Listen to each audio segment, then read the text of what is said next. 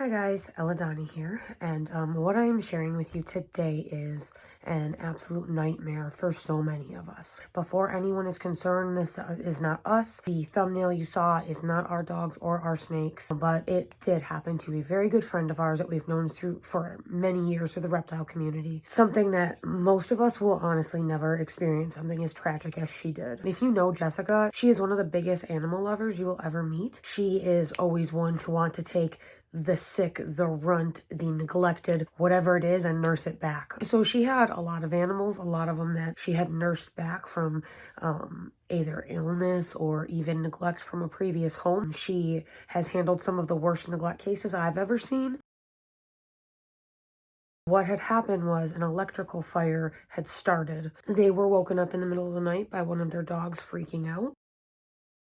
Honestly, guys, listen to your dogs. Our dogs have alerted us to people trying to break into the house. There's literally a never-ending list of things that people could tell you their dogs saved them from. Always trust your dogs. So, unfortunately, the animals shown in the thumbnail are her two dogs and two of her reticulated pythons, and they were the only animals out of several that made it out of this house. Not only that, they lost, which her and her boyfriend Dan, they could give a fuck less about the things that they lost. The tragedy that they suffered losing so many animals overnight, and that's horrendous. I mean, trapped in glass and fire is absolutely a horrendous way to leave this earth. So I can't even imagine the trauma she feels knowing that that is what happened. The two snakes that you see on the thumbnail there, which I'll post pictures of, they are reticulated pythons. They are the longest snake in the world, but not the heaviest body. They actually broke straight through their glass. We believe that Shadow, who is the albino, actually is the one that busted through, because you'll see there is cuts on her face,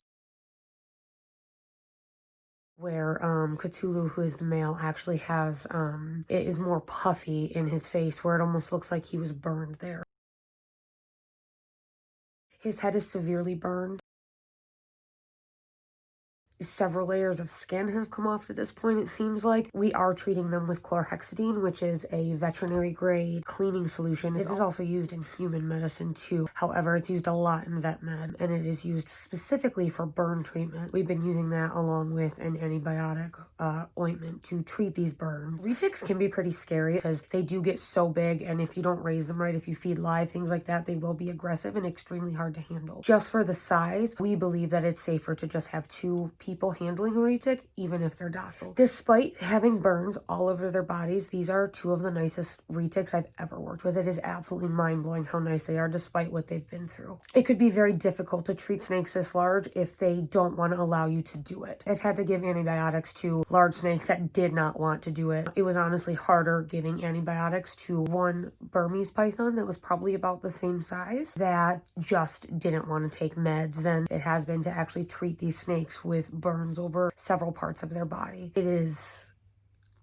humbling. Honestly, it really is humbling just knowing what they went through before they were rescued out of the house. The two dogs made it out safely. They did also lose a cat after smoke inhalation.